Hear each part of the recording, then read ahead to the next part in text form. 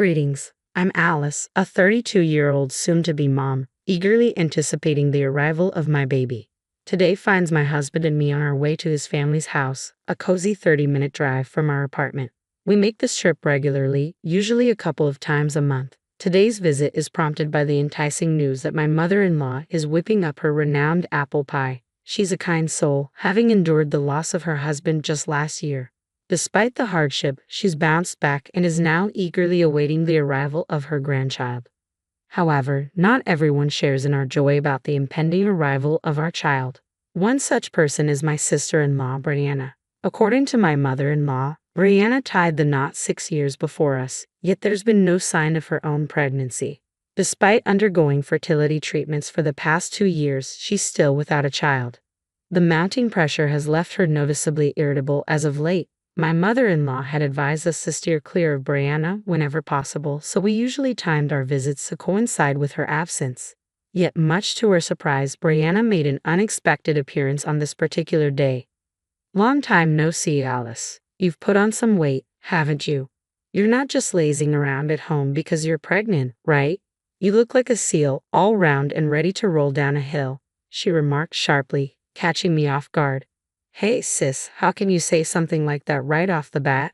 She's 9 months pregnant, of course her belly's gonna be big." "You're gonna make enemies with pregnant women all over the world talking like that," my husband interjected, coming to my defense and leaving me momentarily speechless. "Oh, please, I'm just thinking about Alice, okay? It's tough if a pregnant woman gets too heavy, you know. I just want Alice to be aware of her responsibilities as a mother," she asserted. Knowing that arguing back would only escalate the situation, I held my tongue. "Thank you, sister-in-law. You're right, I'll be more mindful," I responded in a conciliatory tone, though she huffed in dissatisfaction. "Just because you're pregnant doesn't mean you can be lazy. So start cleaning this house right now. You're lacking exercise, right? You can at least do that much," she insisted, thrusting a broom and dustpan into my hands. But after being reprimanded by both my mother-in-law and my husband for her behavior, she retreated to an upstairs room in a sulk. "I'm sorry, Alice. She just turned up unannounced. I asked her to leave." My mother-in-law apologized with a regretful expression. "It's all right, mother-in-law. I'm not bothered," I reassured her. "I'm sorry, Alice. That's just how my sister is," my husband chimed in, echoing his mother's apology. Following that, we enjoyed a pleasant time together, relishing the apple pie my mother-in-law had baked and sipping tea. We even called out to Brianna, but received no response. Despite our concerns, she never made an appearance.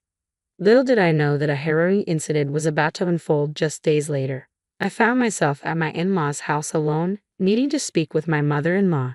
As I entered through the unlocked front door, I encountered Brianna in the living room. "Sister-in-law, what brings you here? I thought you had to work today," I inquired. "I wasn't feeling up to it, so I took the day off. And I must say, I'm surprised to see you here. You interrupted my cleaning last time. Now, please get back to work," she retorted, thrusting the broom and dustpan into my hands.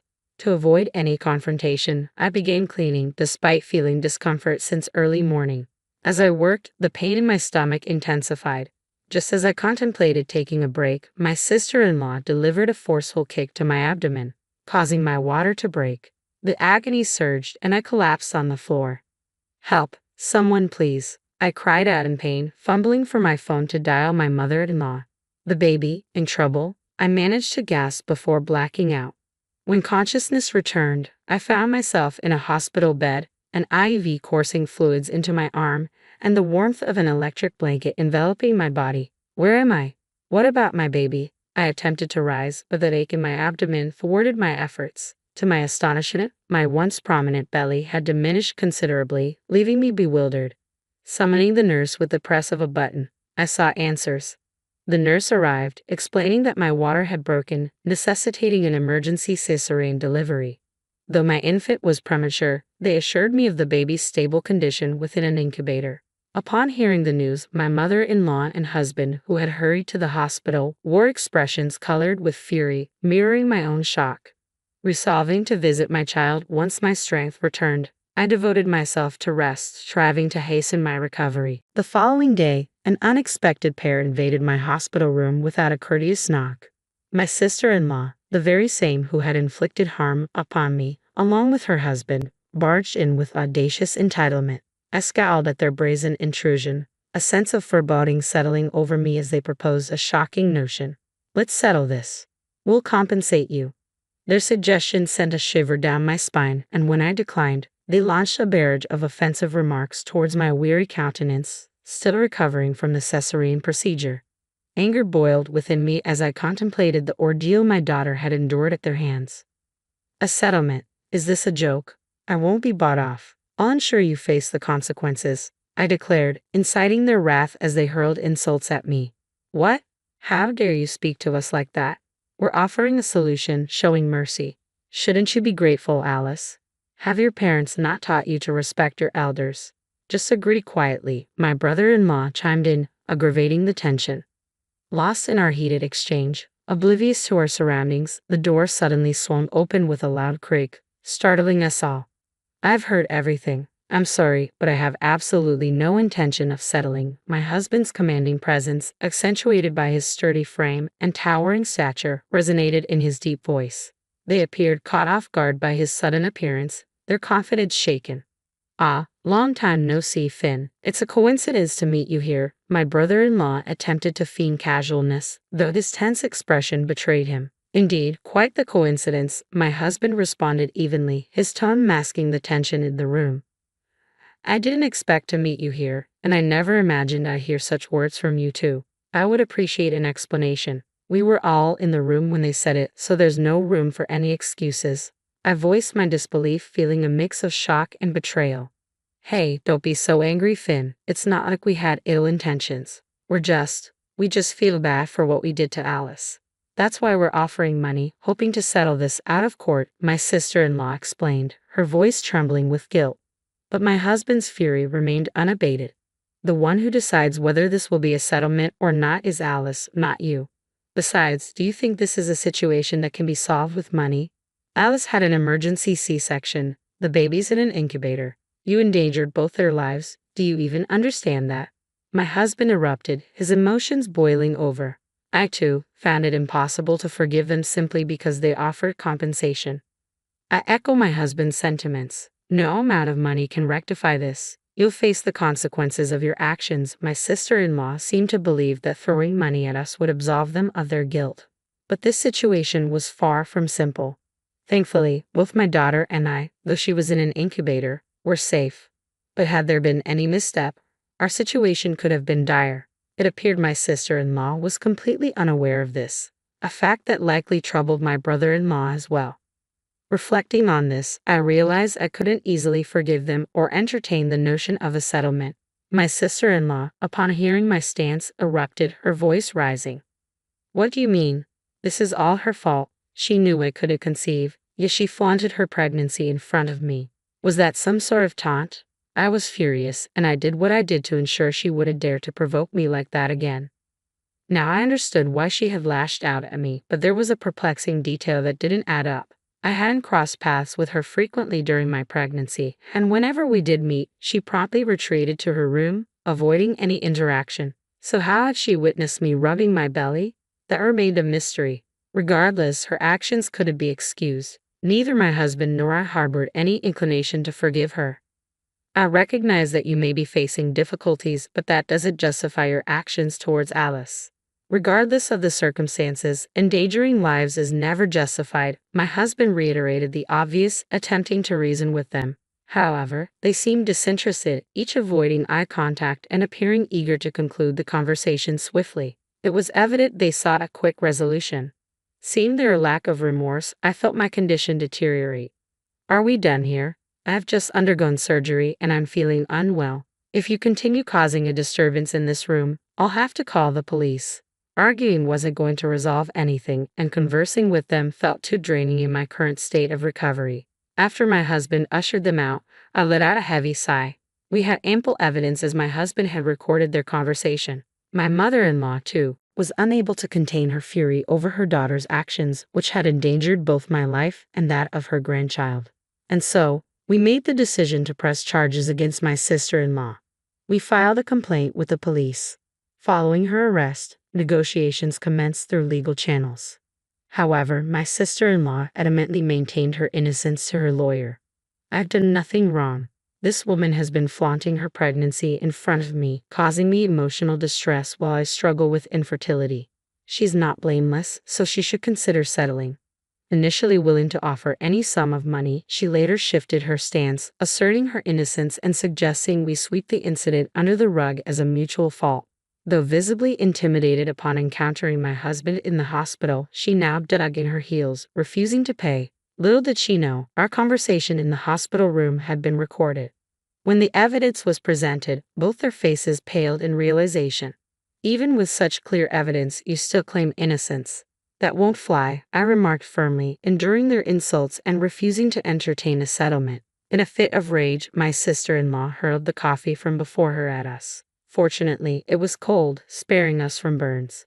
Their outrageous conduct and language in the office led to additional charges, compounding their troubles and necessitating higher compensation amounts. Attempting to soothe his irate wife, my brother-in-law exited the office with the assault charges against me and the current incident.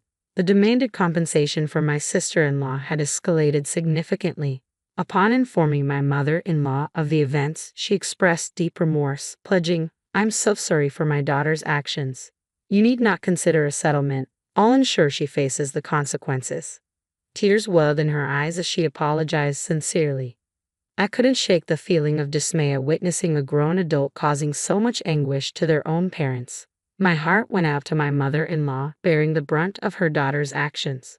Ultimately, my sister-in-law was ordered to pay a substantial compensation. Stunned by the sum, she bombarded me with calls, insisting we reduce it due to our shared culpability. I couldn't fathom how she could make such a plea after everything she had done. No matter how incessantly she called, our stance remained unwavering. No reduction, no settlement.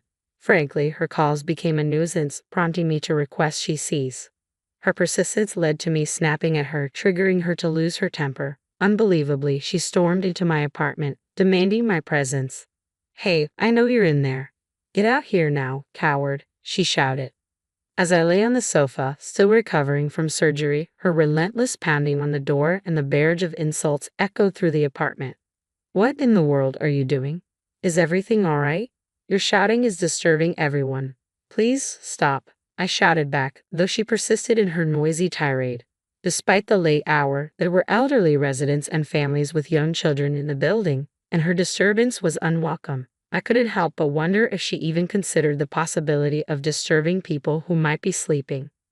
With my husband still at work since my hospital discharge, I had been managing visits to my daughter while dealing with her unexpected arrival and the ensuing chaos. I was at my breaking point. "No matter how many times you come here, my stance won't change. Please refrain from visiting anymore," I implored, despite my weakened state. However, my sister-in-law remained fixated on a settlement, seemingly indifferent to my concerns. "I didn't intend for things to escalate like this, you know? Your actions pushed us to this point. It's audacious of you to conceive before me. Shouldn't you have been more thoughtful and waited until after us?" she retorted defensively. It appeared that she perceived pregnancy as some sort of contest. While I don't believe pregnancy should be seen as a competition or that conceiving first is more honorable, my sister-in-law, who struggled with infertility for years, seemed to view it through that lens. Though everyone holds different values, it's never justified to inflict harm on others. I understand your frustration about not being able to conceive, but that's no excuse for causing harm to others. I can't forgive you for putting my daughter in danger. You'll be held accountable for your actions, I asserted firmly. Above all, her actions had endangered my daughter, which was unforgivable. Just then, the distant sound of sirens pierced the air. "Well, if you're banging on someone's door and shouting at this hour, it's only natural that the police would be called," I remarked coolly. "What do you mean the police are here? Open the door. You have to hide me." Despite my sister-in-law's frantic pleas, I had no intention of shielding her. As the police arrived and began their inquiries, I provided my account of the situation. Just then, my husband returned home, and I quickly briefed him on the unfolding events. Recalling previous incidents, my husband decided to divulge the full truth to the authorities. Consequently, the police escorted my sister-in-law away in their vehicle, Later that evening, my brother-in-law contacted me to announce his decision to divorce my sister-in-law and implored me not to entangle him in the matter. A rather self-serving plea. Evidently, one of my husband's colleagues had overheard my brother-in-law's conversation at the hospital where I was hospitalized. Subsequently, workplace gossip circulated among female employees, leading to a tarnished reputation for my brother-in-law. Matters escalated, and the narrative eventually reached the attention of the HR department. Faced with the inevitable consequences, my brother-in-law opted for transparency, confessing to his misdeeds. Consequently, he was informed that he could no longer remain employed in the company and would be transferred to a regional office. Though he doesn't want to be dragged into any more trouble, I simply can't handle her problems anymore. Another slip-up and I'll lose my job. Please spare me from any more complications, he asserted before abruptly ending the call. Since then, he's remained silent. In the aftermath, we received a significant settlement from my sister-in-law. To ensure she couldn't intrude into our lives again, we changed our phone numbers and relocated. Even if she were to face dire circumstances and seek assistance, she'd have no means of locating us.